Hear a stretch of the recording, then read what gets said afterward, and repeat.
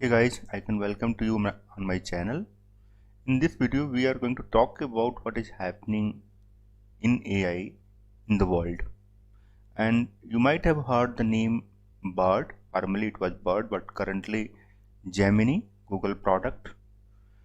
And the CEO of this company, he has sent a mail to its employee that Gemini or some of the prompts not working properly and giving a biased result to the client.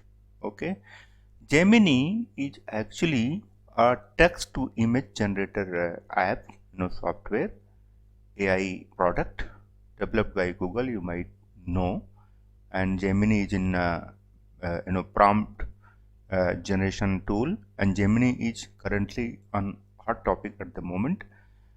Google have given the lot of information in a field of AI, and continuously Google is working to improve the AI product, and the, the the people who are working on a field of AI, that TensorFlow is one of the famous product developed by Google Brains team.